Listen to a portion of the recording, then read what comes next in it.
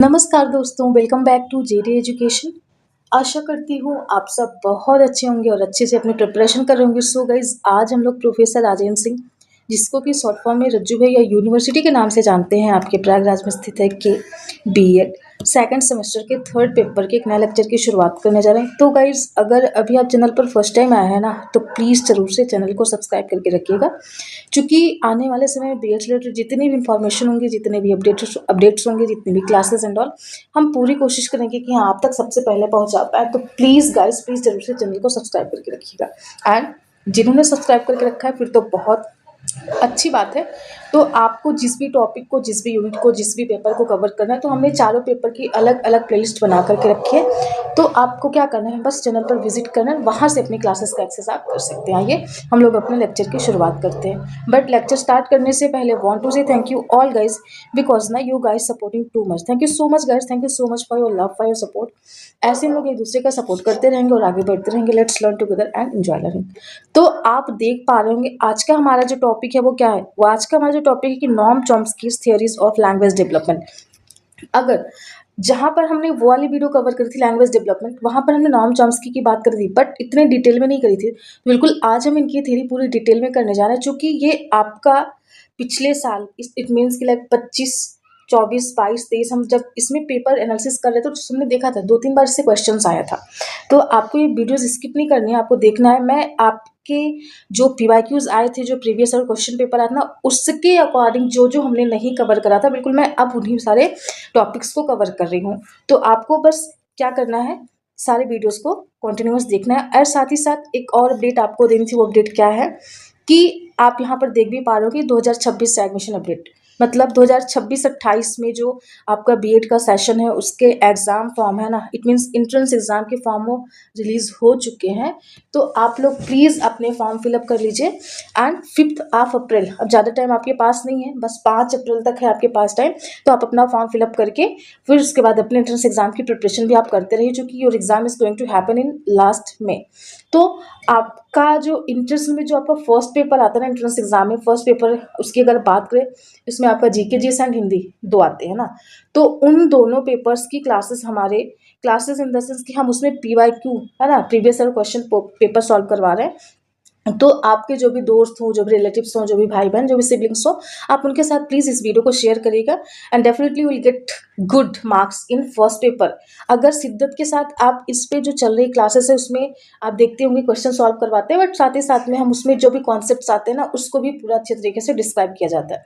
तो definitely it would going to grateful for you guys. Okay, तो इसके लिए क्या करना है, चैनल हमारा जो यूट्यूब चैनल है, मीन्स हमारा, आपका, हम सबका, उसको साथ ही साथ में टेलीग्राम चैनल है, टेलीग्राम ग्रुप है। If you guys want to healthy conversation with each other ना, so you may join our Telegram group as well. And साथ ही साथ हमारा व्हाट्सएप चैनल है, इसको भी आप ज्वाइन कर लें। इससे होगा क्या कि जितनी भी क्लास की नोट्स होती हैं, पीडीएफ्स होती हैं, अपडेट्स, इन्फॉर्मेशन एंड ऑल, हम सब कुछ यहीं पे शेयर करते हैं। तो डेफिनेटली आपके लिए हेल्पफुल रहेगा, तो आप इसको ज्वाइन करें। और इसी के साथ अगर आप हमारे साथ जुड़ के बीएड करना चाहते हैं तो you are most welcome, please come and join. इसके लिए आपको क्या करना होगा कि हम चाहते हैं बिल्कुल आप आकर के हमसे मिले, अपना ट्रस्ट, आपको जो आपका ट्रस्ट है वो बिल्डअप हो पाए। तो हमारी जो ऑफिस है प्रयागराज में है। हमने अपने ऑफिस का एड्रेस भी दे रखा है, जवाहरलाल नेहरू रोड, अलोपी बाग, अलोपी चुंगी चौराहा, अलोपी बाग, प्रयागराज। हमारे ऑफिस का एड्रेस है, आप आइए हमसे मिलिए। साथ ही साथ if you guys haven't time then no need to worry about it कि हाँ how can I visit there, then you may call me on contact number, मतलब आई हैव गिवन ऑल्सो ना। तो आप दिए हुए नंबर पे हमसे कॉल करके बात कर सकते हैं। नंबर 9919599066, 8090656656। तो हमने 2 कॉन्टेक्ट नंबर दिया है, तो आप दोनों में से किसी पे भी हमसे कॉल करके बात करेंगे तो डेफिनेटली आपकी हमसे बात हो सकती है। आइए हम लोग अब अपने लेक्चर की शुरुआत करते हैं। जैसा कि हमने ऊपर देखा था, आज की हमारी जो थियरी है किसकी है, लैंग्वेज डेवलपमेंट। अच्छा, किसकी थियरी है, नॉर्म चॉम्स्की की है। तो बिल्कुल इसी के बारे में हम लोग चर्चा करने जा रहे हैं। तो आइए हम लोग देखते हैं। सबसे पहले देखते हैं इनके बारे में थोड़ा सा कि norm Chomsky born 1928 an American linguistic and cognitive scientist. मतलब नॉर्म चॉम्स्की अंकल जो है ना, इनका जन्म 1928 में है, मतलब 1928 में हुआ था। और ये एक क्या थे, ये एक अमेरिकी भाषा विज्ञानी और संज्ञानात्मक वैज्ञानिक थे। अगर देखा जाए तो इनको साइकोलॉजिस्ट कम, बट इनको अमेरिकी भाषा विज्ञानी, ये भाषाविद थे, इसलिए इन्होंने लैंग्वेज डेवलपमेंट की थ्योरी दी। बट इनको जोड़ा किससे जाता है, ये साइकोलॉजी में इनकी थ्योरी मानी जाती है, क्योंकि यहाँ पर इन्होंने साइकोलॉजिकल तरीके से, साइकोलॉजिकल प्रोसेस से इन्होंने अपनी सारी थ्योरीज को, थ्योरी को डिफाइन करा है। तो ये क्या संज्ञानात्मक वैज्ञानिक थे।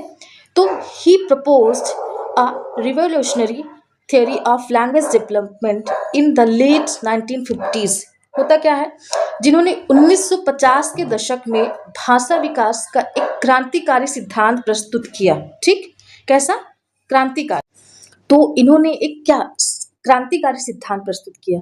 अब क्रांतिकारी सिद्धांत से क्या मतलब होता है, क्रांतिकारी सिद्धांत से मतलब ये होता है कि समाज, राजनीति या फिर अर्थव्यवस्था में जो मौजूदा दमनकारी व्यवस्था को आमूलचूल रूप से बदलने का जो प्रयास होता है, यानी कि जो हमारी विचारधारा होती है, जो हमारी रणनीति होती है, जो हमारा दृष्टिकोण होता है, उसी को हम क्रांतिकारी सिद्धांत कहते हैं। तो इन्होंने भाषा के क्षेत्र में, है ना, भाषा के क्षेत्र में एक क्रांतिकारी अपना सिद्धांत प्रस्तुत किया। फिर उन्होंने क्या किया कि ही स्ट्रांगली, मतलब बहुत ही कैसे दृढ़ता के साथ, he opposed the behaviorist view of language learning given by B.F. Skinner, कि जो B.F. स्किनर ने अपनी लैंग्वेज डेवलपमेंट की क्या एक व्यवहारात्मक सिद्धांत दिया था। इसमें उन्होंने 4 फैक्टर बताए थे, टैक्ट, उसके बाद मांड, उसके बाद ऑटोक्लिटिक बिहेवियर। तो इन्होंने प्राइमरी और सेकेंडरी रिइंफोर्समेंट की बात करें, तो अगर जहाँ पे भी गाइस B.F. स्किनर की बात आएगी ना, वहाँ पर पनिशमेंट और रिइंफोर्समेंट की बात जरूर आएगी। तो उन्होंने बोला था कि जैसे जैसे हम व्यवहार को सीखते हैं, लोगों के साथ रिप्रेजेंट करते हैं, वैसे वैसे हमारे क्या होती है, हमारी भाषा भी विकसित होती है। लेकिन इन्होंने इनकी थ्योरी को, किसके, B.F. स्किनर की थ्योरी को बहुत ही दृढ़ता के साथ उसको अपोज करा, मीन्स उसका विरोध किया। फिर होता क्या है कि Chomsky argued that language is not learned merely through imitation and reinforcement, but is an innate ability present in every human being। इसका क्या मतलब है कि इन्होंने बोला कि भाषा केवल अनुकरण और प्रोत्साहन से नहीं सीखा जा सकता। जैसे यहाँ पर B.F. स्किनर ने बोला था कि हम अनुकरण करके, हमें जब पनिशमेंट मिलता है, हमें रिइंफोर्समेंट मिलता है, तो हम सीख पाते हैं।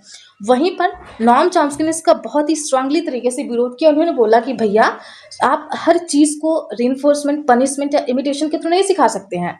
मैं बोला कि ये प्रोत्साहन से नहीं, बल्कि किससे, यह मनुष्य में जन्मजात क्षमता होती है, या फिर जन्मजात क्षमता के रूप में विद्यमान होती है। जैसे एक बच्चा, जब आपने देखा होगा, जब पैदा होता है, तो आपने लैंग्वेज डेवलपमेंट की स्टेजेस के बारे में सुना होगा। जैसे एक नॉर्मल जो थ्योरी के रूप में आता है, पहले सबसे पहले क्या होता है, सबसे पहले फोनीम्स होता है, फिर मॉर्फीम्स होता है, फिर आपका क्या होता है, फोनीम हो गया, मॉर्फीम हो गया, फिर आपका सिंटैक्स हो गया, फिर सिमेंटिक्स हो गया। तो इस तरीके से वो ग्रेजुअली धीरे धीरे कुछ चीज़ों को सीखता रहता है कि बच्चे में इन्नेट एबिलिटी तो होती है, बस अब मैटर क्या करता है कि उसका इन्वायरमेंट कैसा है, वो किस तरीके से, कैसे लोगों से इंटरेक्ट कर रहा है। तो वही फिर वो एक्सपीरियंस के थ्रू और क्या कहते हैं, रिइंफोर्स के थ्रू उसको इम्प्रूव कर सकते हैं। बट ये जो कैपेबिलिटी होती है लैंग्वेज डेवलपमेंट की, बच्चे में जन्मजात रूप से विद्यमान होती है। इसीलिए इनकी जो थ्योरी है, किसकी, नॉम चॉम्स्की को ना, इनको नेटिविस्ट की कैटेगरी, मतलब जो नेटिविस्ट कौन होते हैं, जो यह दर्शाते हैं या फिर जो बताते हैं कि हमारे में सीखने की जो क्षमता होती है, कोई भी लाइक भाषा या फिर कुछ, तो वो जन्मजात होती है। तो इसलिए इनको नेटिविस्ट की कैटेगरी में या फिर इन्नेट कैपेबिलिटी, एंड यानी कि इनको नेटिविस्ट साइकोलॉजिस्ट के रूप में या फिर भाषाविद के रूप में जाना जाता है। आई होप क्लियर हो गया होगा। आइए हम लोग अब नेक्स्ट चलते हैं। नेक्स्ट क्या है, नेचर एंड बेसिक्स अजम्पशंस। इसका क्या मतलब है कि इसकी प्रकृति और मूल धारणाएं वो क्या है। The Chomsky's theory is also known as the nativist theory, जो हमने ऊपर बताया था कि इनको, जो इनका सिद्धांत है, इसको नेटिविस्ट सिद्धांत के रूप में भी जाना जाता है। It assumes that children are biologically programmed to acquire language. इनका क्या मतलब है, इन्होंने यहाँ पर सीधे सीधे लिखा है कि biologically programmed to acquire language. इसका क्या मतलब कि बच्चे जैविक रूप से, बायोलॉजिकली सीखने के लिए पूर्व निर्धारित होते हैं, मतलब बायोलॉजिकली ये सारी चीज़ें डिटरमाइंड होती हैं कि हाँ बच्चा ये सीख पाएगा। तो अकॉर्डिंग टू, किसके अकॉर्डिंग, नॉम चॉम्स्की के अनुसार कि language development is not a natural and automatic process that occurs at the child grows. इन्होंने बोला कि जो भाषा विकास की प्रकृति है, या फिर ये जो भाषा विकास ये प्राकृतिक और स्वचालित प्रक्रिया नहीं है, या नेचुरली, या फिर अपने आप से, या फिर किसी के द्वारा नहीं, बल्कि यह जो बच्चे के विकास के साथ स्वतः घटित होती है। मतलब बच्चे में इन्नेट होती है, जैसे जैसे बच्चे का ग्रोथ होता है, जैसे जैसे बच्चे का डेवलपमेंट होता है, लाइक उसकी शरीर में उसके लाइक हार्मोन्स, न्यूरोट्रांसमीटर्स, उसके इंटरनल ऑर्गन्स, है ना, जैसे हाइट वेट सब कुछ बढ़ता है, ठीक उसी तरीके से साइमल्टेनियसली उसके लैंग्वेज डेवलपमेंट भी होते रहते हैं। आई होप आपको क्लियर हुआ होगा कि इन्होंने सीधे सीधे बोला है कि बच्चा जब पैदा होता है तो उसके अंदर वो कैपेबिलिटी होती है, वो धीरे धीरे उसके विकास के साथ साथ वो भी विकसित होती जाती है, यही इनका कहना है। आइए हम लोग अगले पे चलते हैं। अगला, इन्होंने ना भाषा अर्जन यंत्र, एक यंत्र इन्होंने मतलब एक हाइपोथेटिकल यंत्र बताया था। इन्होंने बताया था कि लैंग्वेज एक्विजिशन डिवाइस LAD। अभी अगर आप सीटेट का जो फैब में पेपर हुआ था, अगर आप उसको उठा करके देखें, वहां पर इससे क्वेश्चन आया था। ये बहुत इंपॉर्टेंट थ्योरी है, ठीक है ना। ये आपके एग्जाम में डेफिनेटली, ये चाहे आपका टेट का हो चाहे सीटेट का हो, अभी जैसे यूपी टेट का एग्जाम वगैरह आया है ना, तो इसमें ये पूछेंगे। इवन आपको कोई भी एग्जाम हो जहाँ पर CDP होता है ना गाइस, वहाँ पर इस थ्योरी को जरूर से पूछते हैं। तो इट्स वेरी इंपॉर्टेंट या most important theory for BEd, for TET, for CTET, even for DLED as well. तो आप जो भी जिस भी प्रिपरेशन को कर रहे होंगे तो ये आपके लिए बेनिफिशियल रहेगा, इसको आप अच्छे से समझ लीजिएगा। तो इन्होंने बोला लैंग्वेज एक्विजिशन डिवाइस LAD मतलब भाषा अर्जन यंत्र, ऐसा इन्होंने बताया। इसमें क्या है हम लोग इसको देखते हैं।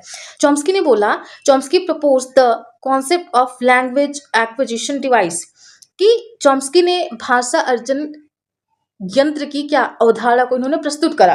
ठीक, जैसे सिगमंड फ्रॉइड किसकी टोपोग्राफिकल मॉडल, स्ट्रक्चरल मॉडल की बात करते हैं। जब हम लोग फ्रॉइड की तरफ पढ़ेंगे ना, उसमें ये आपकी इसमें भी मतलब फ्रॉइड के ऊपर भी क्वेश्चन आया था, तो बिल्कुल हम इस पर भी करेंगे। ठीक, तो वैसे ठीक उसी तरीके से उन्होंने ऐसी धारणा प्रस्तुत की कि which is an inborn mental system that enables childrens to learn language. इसका क्या, एक ऐसी जन्मजात मानसिक प्रणाली है कि इट अलाउज चिल्ड्रन, कि यह बच्चों को अलाउ करती है क्या, to understand the rules of language even without formal teaching, कि यह बच्चों को बिना औपचारिक शिक्षण के भी भाषा के नियमों को समझाने में क्या करती है, उनकी सहायता करती है, या फिर बच्चों को समझने में सक्षम बनाती है। जैसे आप देखा होगा बच्चों को जब वो लाइक 5 महीने के हो जाते हैं, फिर लाइक 6ठे 7वें महीने में धीरे धीरे बुआ, बाबा, दीदी, गागा लाइक ऐसे करते रहते हैं, वो यही कहते हैं कि ये एक ऐसा यंत्र होता है, या एक ऐसा भाषा सीखने का जो यंत्र होता है,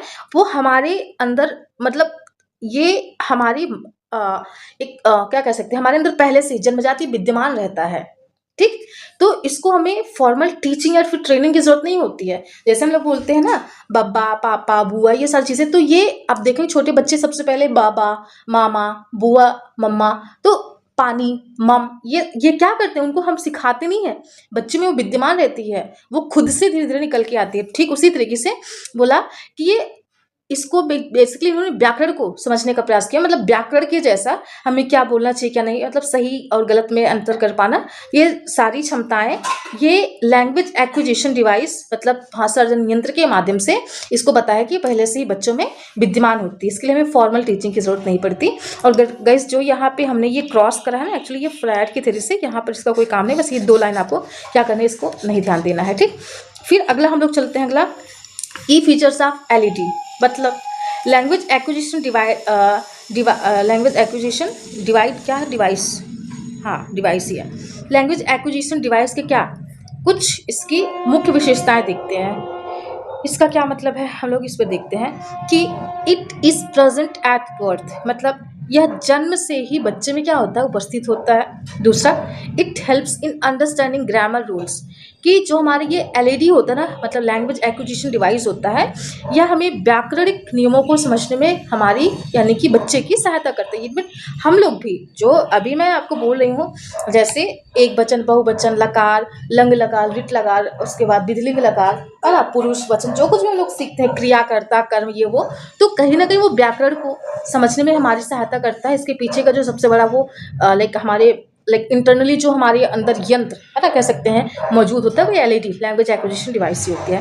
फिर अगला, it enables children to form new sentences, कि यह बच्चों को नए वाक्य बनाने में भी सक्षम बनाता है। कई बार बच्चे ऐसे ऐसे क्वेश्चंस करते हैं या फिर ऐसे ऐसे आंसर हमें देते हैं कि हम ये भी नहीं सोच पाते। हम पूछते भैया आपने इसको कहाँ से सीखा, तो बोलता है कि अपने से सीख लिया।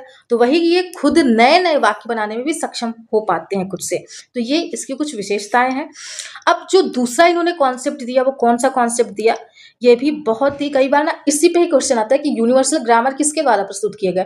तो गाइस ये नॉम चॉम्स्की के द्वारा दिया गया है। तो इन्होंने यूनिवर्सल ग्रामर की बात करी है, मतलब सार्वभौमिक व्याकरण। अब इसमें ये क्या कहते हैं इसको हम लोग समझते हैं कि Chomsky proposed that all languages share a common underlying structure called universal grammar। इसका क्या मतलब है, इन्होंने एक वर्ड यूज करा है कि common underlying structure। इन्होंने बोला कि जितनी भी भाषाएं हैं दुनिया में, चाहे वो आपकी हिंदी हो, चाहे इंग्लिश हो, चाहे संस्कृत हो, चाहे उर्दू हो, चाहे पंजाबी हो, चाहे मलयालम हो, कोई भी भाषा हो, सबकी जो आधारभूत संरचना होती है ना वो एक ही होती है। कि कॉमन यूनिवर्सल क्या है, ये अंडरलाइन स्ट्रक्चर, कि हर भाषा एक दूसरे के साथ क्या होती है, कनेक्ट रहती है। और यही यूनिवर्सल ग्रामर का कॉन्सेप्ट है। इन्होंने ये कहते हैं कि this means that children are born with the basic framework of grammar that applies to all languages. कि ये एक ऐसी अवधारणा है, एक ऐसी रूपरेखा है कि जो बच्चे में जन्म से ही क्या होती है, वो व्याकरणिक रूपरेखा लेकर मतलब प्रस्तुत होती है या फिर आती है, जो सभी भाषाओं पर लागू होती है। जैसे चाहे वो बच्चा इंडिया में पैदा हो, चाहे फॉरेन कंट्री में, चाहे वो यूपी में हो, चाहे एमपी में, चाहे झारखंड में, चाहे बिहार में, चाहे छत्तीसगढ़ में, चाहे केरला में, कहीं पे भी हो, बट जब वो 6 महीने का बच्चा होगा, 5 महीने का, तो सबसे पहले वो भले ही वो लाइक फादर बोले, है ना, पापा बोले, या फिर अब्बा अब्बा है ना, अब्बू जो भी होते हैं, मम्मा बोले, मॉम बोले, या फिर मम्मी बोले, माँ बोले, अम्मी बोले, जो भी, तो कहीं ना कहीं ये एक बेसिक जो अंडरलाइन ग्रामर है ना वो हर कोई लैंग्वेज शेयर करती है। इसका यही मतलब है कि यूनिवर्सल ग्रामर की एक कॉमन अंडरलाइन स्ट्रक्चर है जिसको यूनिवर्सल ग्रामर कहते हैं, और जिसका यही अर्थ है कि हर प्रत्येक बच्चा जब पैदा होता है तो इस बेसिक फ्रेमवर्क के साथ क्या होता है, वो मतलब पैदा होता है और वो ग्रामर को क्या करता है, वो अप्लाई करता है। मीन्स यही ग्रामर जो हमारे यहाँ पर है वही आपके वहाँ, लाइक आप अगर एमपी से होंगे, आप उत्तराखंड से होंगे, तो बिल्कुल यही आप चीज़ भी समझ पाएंगे। तो बोलते हैं कि ये हर जगह पर सेम शेयर होती है। इन्होंने बोला कि यही हमारा यूनिवर्सल ग्रामर का क्या है, ये अवधारणा इन्होंने दिया। आई होप क्लियर हुआ होगा। अब हम लोग चलते हैं नेक्स्ट पे। नेक्स्ट हमारा जो है कि प्रोसेस ऑफ लैंग्वेज डेवलपमेंट। अब भाषा विकास की हम लोग प्रक्रिया के बारे में समझते हैं कि कैसे ये होती है, कैसे डेवलप होती है। जैसे according to Chomsky, children actively construct language using their innate abilities. इसका क्या मतलब है कि चॉम्स्की के अनुसार बच्चे सक्रिय रूप से भाषा का निर्माण करते हैं। जैसे हमने जब आप बीएड फर्स्ट ईयर की क्लास कर रहे थे तो उसमें हमने 2-3 थियरीज कराई थी। एक तो आपकी बीएफ स्किनर की ऑपरेंट कंडीशनिंग करवाई थी, एक हमने इवान पावलोव की क्लासिकल कंडीशनिंग करवाई थी, हमने थॉर्नडाइक की इंस्ट्रूमेंटल कंडीशनिंग करवाई थी। तो हमने देखा था कि इनकी किसकी, थॉर्नडाइक की और बीएफ स्किनर की जो थियरी थी लर्निंग की, उसको एक्टिव लर्निंग थियरी के नाम से जानते हैं। वहीं पर अगर हम बात करते हैं क्लासिकल कंडीशनिंग को, तो उसको हम पैसिव लर्निंग थ्योरी के नाम से जानते हैं। तो पैसिव इन द सेंस कि वहाँ पर जो हमारा स्टिमुलस होता है या फिर जो हमारा प्रयोज्य होता है, जो हमारा सब्जेक्ट होता है, वो अपने आप से स्वाभाविक रूप से सीख जाता है। और वहीं पर जब हम बीएफ स्किनर की थ्योरी की बात करते हैं तो कहते हैं कि आउटकम मैटर करता है, कि कैसा आउटकम आता है उसके अकॉर्डिंग हम क्या करते हैं, अपनी रिएक्शन करते हैं। तो उसको एक्टिव और उसको पैसिव लर्निंग की थ्योरी में डिस्क्राइब करा गया, फिर कैटेगराइज करा। अगर आपने नहीं देखा तो आप देख सकते हैं, चाहे तो चैनल पर अपलोडेड है वो वीडियो। तो ये कहते हैं कि जो लैंग्वेज डेवलपमेंट की लाइक ये प्रक्रिया है ना, ये सक्रिय रूप से क्या करते हैं, वो मतलब इनके अनुसार बच्चे सक्रिय रूप से भाषा का निर्माण करते हैं, कि ये पैसिव नहीं, ये कॉन्शियसली भाषा का निर्माण करते हैं। तो ये कहते हैं कि they do not simply imitate adult but create new sentences by applying internal grammatical rules. इसका क्या मतलब है, इसका यही मतलब है कि वे केवल वयस्कों की नकल ही नहीं करते। जैसे आपने एल्बर्ट बेंडूरा का देखा होगा, इन्होंने ऑब्जर्वेशनल लर्निंग बताई है कि हम सीख करके हम देख करके लोगों का सीखते हैं, है ना, ऑब्जर्वेशनल। वहीं पर अगर हम बात करते हैं लॉरेंस कोल्बर की जो थ्योरी है, किसकी, वो जो है ना, जो लॉरेंस कोल्बर की थ्योरी है, इटोलॉजी की थ्योरी है, ये वो कहते हैं ना, उन्होंने इसको एनिमल्स पर अप्लाई करा था। उन्होंने बोला कि जब जो डकीज होते हैं ना, जो बतख के बच्चे होते हैं, जब पैदा होते हैं, तो वो अगले 22 से लेकर के 48 घंटे में जो भी मूविंग ऑब्जेक्ट को देखते हैं उसी को अपना मम्मी समझ लेते हैं। इस पर उन्होंने बाकायदा अपना क्या किया था, अपना ये एक्सपेरिमेंट करा था कि ये तालाब पर गए थे और वहां पर एक बच्चे था, मतलब एक डक था ना, उसने अभी जस्ट बेबी को बॉर्न करा था, तो उसके सारे बेबीज को ना, जो छोटे छोटे थे, उसको लेकर के अपने साथ आ गए और उसको अपने साथ रखे। फिर 24 से 48 घंटे में क्या देखा इन्होंने कि इन्होंने उस डक को नहीं, बल्कि जो कोलबर्ग थे, लॉरेंस कोलबर्ग, इनको ही अपनी मम्मी मान लिए थे। जो सबसे पहले 48 घंटे में मूविंग ऑब्जेक्ट को देखते हैं उसी को अपना मम्मी मानते हैं। लेकिन वहीं पर ये कहते हैं कि वयस्कों की नकल नहीं करते हैं, बल्कि अपने आंतरिक व्याकरणिक नियमों के आधार पर नए वाक्य बनाते हैं। इनका ऐसा मानना है कि इसका, चॉम्स्की का, कि ये केवल नकल ही नहीं करते, मतलब कुछ तो ठीक है, कुछ आप देख के सीखते हो, बट अगर बोलो कि प्रॉपर तरीके से तो नहीं। तो कहते हैं कि जो हमारे इंटरनली, जो हमारे अंदर व्याकरणिक नियम होते हैं ना, जो एलएडी है, लैंग्वेज एक्विजिशन डिवाइस है, वो पहले से विद्यमान होता है, तो उसको आधार मानकर, मतलब उसके आधार पर हम नए नए वाक्य बनाते हैं। ठीक, आई होप क्लियर हुआ होगा। तो फॉर एग्जाम्पल, अ चाइल्ड में से, मतलब एक बच्चा कह सकता है क्या, कि गोड, है ना। फिर instant of wind showing rule formation, जैसे बच्चा विंड की जगह पर गोड कहता है, यह दर्शाता है कि वह नियम बना रहा है। जैसे हमें गो विंड गॉन, है ना, उसके बाद क्या और सारे हैं ना, कट कट कट, उसका तो एक ही है। उसके बाद आपका कम केम कम, तो बच्चा विंड की जगह पे गोड कह सकता है कि मम्मा गॉड, मम्मा गया, है ना। फिर या फिर कह सकता है कि आई गो टू वाटर, मतलब पानी पीने गया था। तो कहीं ना कहीं विंड की जगह अगर वो गोड कह रहा है, मतलब वो कहीं ना कहीं सेकंड फॉर्म को यूटिलाइज कर रहा है, तो कहीं ना कहीं वो दर्शाता है, वो बच्चा यह बताता है कि हाँ, वो नियम बना रहा है, कुछ तो सीखने की कोशिश कर रहा है खुद से ही। तो इसलिए इन्होंने बोला कि ये हमारे अंदर एलएडी यानी कि लैंग्वेज एक्विजिशन डिवाइस होता है, और इसके आधार पर हम भाषा का सीखते हैं। फिर अगला इसमें, अब हम इसमें देखते हैं कि रोल ऑफ इन्वायरमेंट, पर्यावरण की क्या भूमिका होती है। तो Chomsky did not completely deny the role of environment, कि चॉम्स्की पर्यावरण की भूमिका को पूरी तरह से नकारा नहीं है इन्होंने मैंने वहां पे भी ऊपर भी बोला, इन्होंने ऐसा नहीं बोला कि एडल्ट को कॉपी नहीं करते हैं, बट एक लिमिटेशन के अकॉर्डिंग, सब कुछ ही नहीं कॉपी करते। और इनकी मेनली इन्होंने जो फोकस करा है वो इन्नेट एबिलिटी पर, बल्कि he stated that environment provides necessary exposure to language. इनके अनुसार, चॉम्स्की के अनुसार, कि पर्यावरण भाषा के संपर्क के लिए आवश्यक है। मतलब जैसे जैसे हम इन्वायरमेंट में जाएंगे वैसे वैसे क्या होगा, हम एक्सपोजर करेंगे, हम एक्सपोज करेंगे, वैसे वैसे हम और भाषाओं को सीख पाएंगे। लेकिन जैसे हमने एक थ्योरी पढ़ी थी गिलफोर्ड की, इन्होंने बोला है कि स्टर्नबर्ग ने या फिर गिलफोर्ड ने, दोनों में से कोई एक ने बोला था, मैं पता नहीं क्यों, मैं फैक्ट मेरे को बहुत जल्दी भूल जाता है, चाहे आप इसको चेक कर सकते हैं अगर आप चेक करना चाहें तो। स्टर्नबर्ग या फिर गिलफोर्ड, इन दोनों में से कोई एक ने बोला था कि intelligence is necessary for creativity but not sufficient. ठीक उसी तरीके से ये कहते हैं कि environment is necessary but not sufficient for language development. ये मैं बना करके बोल रही हूँ अपनी तरफ से, ठीक। तो but it is not the primary factor in language acquisition. वही जो मैंने बोला कि environment is necessary but not sufficient, ठीक उसी तरीके से जिस तरीके से गिलफर्ड कहते हैं कि क्रिएटिविटी, मतलब इंटेलिजेंस इज नेसेसरी, क्रिएटिविटी होने के लिए इंटेलिजेंस का होना जरूरी है, बट अब इंटेलिजेंस ही सब कुछ है ऐसा नहीं है।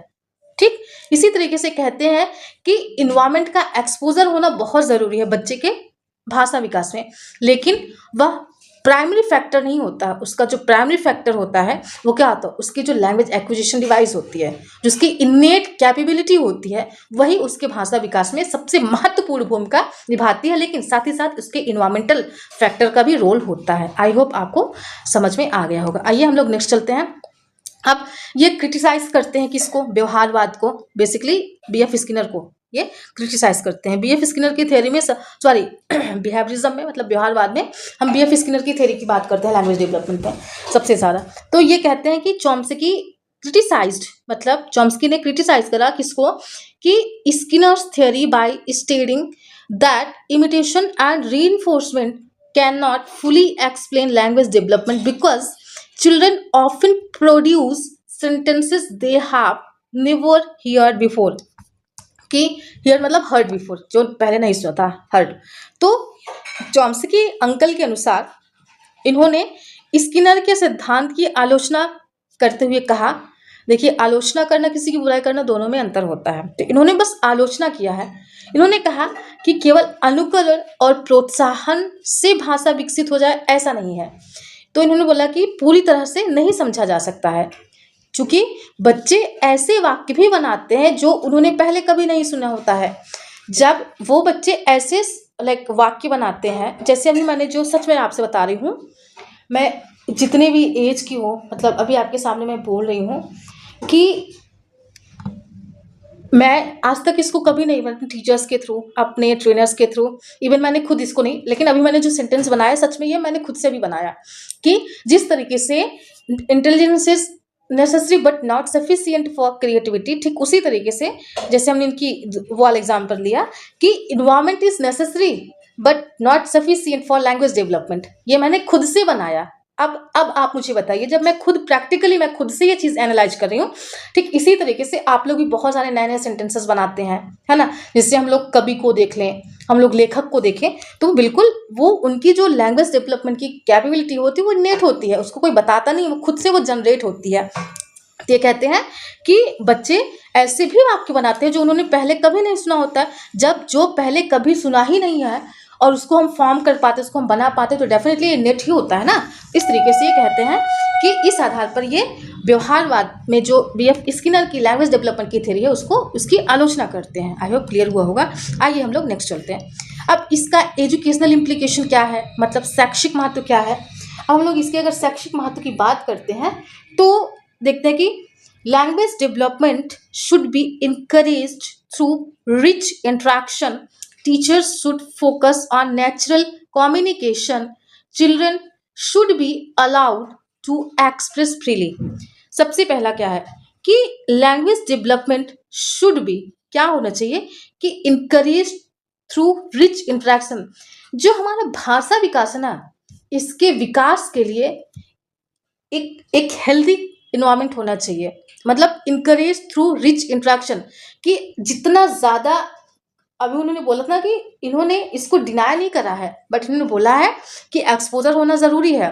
हमारे अंदर वो क्षमता होती है, बट होती है कि सही तरीके से हमें गाइडेंस मिल पाए, सही तरीके से हमें इन्वायरमेंट मिल पाए। तो जैसे जैसे हम एक्सपीरियंस करेंगे, जैसे जैसे हम एक्सपोज होंगे इन्वायरमेंट के साथ, वैसे वैसे हम इसके साथ आगे बढ़ेंगे। इसलिए कहते हैं कि भाषा विकास के लिए एक समृद्ध संवाद का वातावरण होना चाहिए। हम लोग इसलिए तो डिबेट करवाते हैं ना, इसलिए तो हम लोग ग्रुप डिस्कशन करवाते हैं ना, तो यही रीज़न, इसी वजह से हम लोग प्रोजेक्ट वर्क करवाते हैं, टीम वर्क करवाते हैं, यही सारा रीज़न है। अगला, teacher should focus on natural communication. इसका क्या मतलब है कि शिक्षकों को स्वाभाविक संप्रेषण पर ध्यान देना चाहिए, उन्हें थोपना नहीं चाहिए। बच्चे जिस तरीके से सीख रहा है ना, उनको क्या करना चाहिए, उनको सीखते देना चाहिए, ठीक, उनके ऊपर थोपना नहीं चाहिए। फिर अगला कि children should be allowed to express freely, और बच्चों को स्वतंत्र अभिव्यक्ति के लिए अवसर देना चाहिए कि वो अपनी बातों को, अपनी लैंग्वेज को, अपनी भाषा को एक्सप्रेस कर सके, हमारे सामने प्रस्तुत कर सके, ऐसा इनका मानना है। ये एजुकेशनल इम्प्लीकेशन की हम बात कर रहे हैं। आइए हम लोग नेक्स्ट चलते हैं। नेक्स्ट हमारा क्या है कि हमने आपको ये चीज़ बोला था कि कोई भी इंसान, कोई भी पोएट, कोई भी लेखक, कोई भी व्यक्ति, कोई भी चीज़ अपने आप में 100% नहीं होती। तो जैसे सबको क्रिटिसाइज़ करा जाता है, वैसे इनको भी क्रिटिसाइज़ करा गया। और एक चीज़ ये भी परम सत्य है कि जब तक आपको क्रिटिसाइज़ नहीं किया जाएगा ना, समझ लो कि आपको लोगों ने इंपॉर्टेंस नहीं दिया। अगर जब आपको इंपॉर्टेंस नहीं दिया, फिर क्रिटिसाइज़ क्यों करना, फिर प्रेस क्यों करना, तारीफ़ क्यों करना। तो इसका मतलब है कि इनकी थ्योरी को लोगों ने पसंद किया, लोगों ने इसको इंपॉर्टेंस दी, इसके बाद इसको क्रिटिसाइज़ करा गया, है ना। तो यही मतलब है कि क्रिटिसिज्म का होना भी ज़रूरी होता है। फिर इसमें क्या होता है कि हम लोग इसको देखते हैं। जैसे अगर मैं एक एग्जांपल दूँ, हमने एक मूवी देखी थी ना पहले, बहुत पहले, फिलहाल मैंने तो नहीं देखी है, सच में बोलूं, मेरे को I don't like watching movies. तो एक मैंने लोगों के मुँह से सुने कि मेरी शादी में जरूर आना। वो है ना, गर्लफ्रेंड उसकी छोड़ के जाती है, वो आईएएस बन गया। तो आज के टाइम पे बहुत देखने को मिलता है कि कोई प्यार में जब धोखा खाता है, just I am just giving example, है ना, तो वो कुछ अच्छा कर ले जाता है, मतलब उसको क्रिटिसाइज किया जाता है। ठीक उसी तरीके से इनको क्रिटिसाइज करना था, आई मीन किया गया, क्योंकि ये बहुत अच्छे थे। अब उसमें क्या होता है कि it underestimate the role of environment. LED is an abstract concept that difficult to prove. Social interaction is not fully explained. इसमें क्या होता है, सबसे पहला, यह पर्यावरण की भूमिका को क्या करते हैं, कम महत्व देते हैं। यहाँ पर हमारा एक्चुअली मैं क्या बोलूँ, सही से यहाँ पर अलग नहीं किया गया है सेंटेंसेस, यहाँ से लेकर के ये पहला मैं जो ये कर रहे हैं, 1 मिनट मैं इसको इससे करती हूँ, थोड़ा सा और हाईलाइट करती हूँ। तो it underestimate the role of environment, कि यहाँ पर्यावरण की भूमिका को क्या हुआ है, कम महत्व दिया गया है। अब जो दूसरा है वो क्या होता है, दूसरा निकल के आता है, LED is an abstract concept and difficult to prove.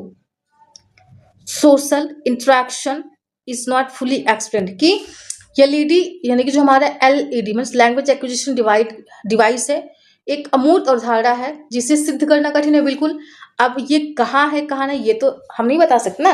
जैसे हमारी इंटरनल ऑर्गन्स में, जैसे हमारा क्या कह सकते हैं, हमारा सेंट्रल नर्वस सिस्टम होता है, हमारा पेरिफेरल नर्वस सिस्टम होता है, जिसमें हमारा थैलेमस, हाइपोथैलेमस, एपिथैलेमस होता है, फिर हमारा लिम्बिक सिस्टम होता है, फिर हमारा left hemisphere, right hemisphere, Broca's, Wernicke's, ये सारे एरियाज होते हैं। तो उसको हमने बायोलॉजी में देखा था। बट ये जो इन्होंने LED का कॉन्सेप्ट दिया ना, लैंग्वेज एक्विजिशन डिवाइस वाला, इसको तो हम प्रूफ नहीं कर सकते ना। तो इन्होंने इसके आधार पर इनको क्रिटिसाइज करेगा कि भैया जब इसको सिद्ध नहीं कर सकते हैं तो फिर आप कैसे 100% मान सकते हैं, 100% इन द सेंस कि आप कॉन्फिडेंस के साथ ये चीज़ कैसे कह सकते हैं कि हाँ ये होती है। इस वजह से इनको क्रिटिसाइज करा गया। फिर अगला जो है, सामाजिक अंतःक्रिया की भूमिका को पूर्णतः स्पष्ट नहीं करता। इन्होंने बोला कि environment is necessary for language development but it's not sufficient, कि जब आपने इन्वायरमेंट को बस ओनली नेसेसरी बोला, सफिशिएंट नहीं बोला है, तो फिर आप कैसे कह सकते हैं कि हाँ मतलब सब कुछ इनेट ही होता है ना। वही कहते हैं अंतःक्रिया की भूमिका पूर्णतः स्पष्ट नहीं करता, क्योंकि इनको नेटिविस्टिक की कैटेगरी में रखा जाता है ना। इनको इनेट, ये भाषा को इनेट डेवलपमेंट की क्षमता बताते हैं कि भाषा हमारी इनेट एबिलिटी होती है, डेवलप होती है। तो इस वजह से इन्होंने सामाजिक अंतःक्रिया को पूर्णतः स्पष्ट नहीं करा है, बल्कि इसको एक प्रकार से सस्पेंस की कैटेगरी में रखा है, मतलब सस्पेंसिव रखा है कंफ्यूजन के साथ। तो इस वजह से इनको क्रिटिसाइज करा गया है। आइए हम लोग अगले पे चलते हैं, फाइनली कंक्लूजन पे आते हैं क्या निकल के आता है। बट स्टिल इनको क्रिटिसाइज भले करा गया है, it's a very important, most important theory for TET, for CTET, for कह सकते हैं ना, मतलब जहाँ पे भी CDP आता है, BEd वगैरह हर जगह पर इंपॉर्टेंट होता है। तो Chomsky's theory emphasized that language development is an innate biological ability supported by universal grammar and mental structure। इसका क्या मतलब है कि नॉम चॉम्स्की का सिद्धांत, जो भाषा विकास का सिद्धांत है, स्पष्ट करता है या दर्शाता है कि हमारा जो भाषा विकास है ना, एक जन्मजात जैविक क्षमता है, जो सार्वभौमिक व्याकरण, जो हमने ऊपर देखा था ना, यूनिवर्सल ग्रामर की बात करी थी, कि universal grammar in the sense कि वो बेसिक फीचर्स व बेसिक स्ट्रक्चर हर किसी लैंग्वेज में डेवलप होती है, वो एक समान पाई जाती है और मानसिक संरचनाओं द्वारा समर्थन होती है। मतलब इन्होंने पूरा फुली फोकस किस पे, हमारी मेंटल एबिलिटी पर दिया है, लैंग्वेज एक्विजिशन डिवाइस पर दिया है, और किस पे, और हमारे किस पे कह सकते हैं, LED और हमारे यूनिवर्सल ग्रामर, इन सब पे फोकस करा है। तो अब आपसे कोई क्वेश्चन करता है कि लाइक चॉम्स्की की थ्योरी क्या कल्चर, जो कल्चरल कॉन्सेप्ट उसको सपोर्ट करते हैं, नहीं करती है। ये कल्चर का तो कहीं पर नाम ही नहीं लेते हैं। हाँ, इन्वायरमेंट का नाम लेते हैं, बट इन्वायरमेंट ही सब कुछ है ऐसा ये नहीं मानते। ये मोस्टली इनका जो फोकस है वो इनेट एबिलिटी पर है, ये बायोलॉजिकल प्रोसेस है क्या, लैंग्वेज डेवलपमेंट। तो गाइस आई होप आपको क्लियर हुआ होगा। अब आज का लेक्चर यहाँ तक का, और क्या, थैंक्स फॉर वॉचिंग। आपको क्या करना है, आपको जो करना है आपको पता है, आपको लाइक करना है, कमेंट करना है, शेयर करना है, सब्सक्राइब करके बेल आइकन को प्रेस कर देना है, ताकि सारी अपडेट्स आपको सबसे पहले मिल पाए। So guys it's all about for today and we will meet next video. तब तक के लिए अपना ध्यान रखिएगा। Thank you so much guys, thank you so much, lots of love, God bless you are, stay blessed and healthy.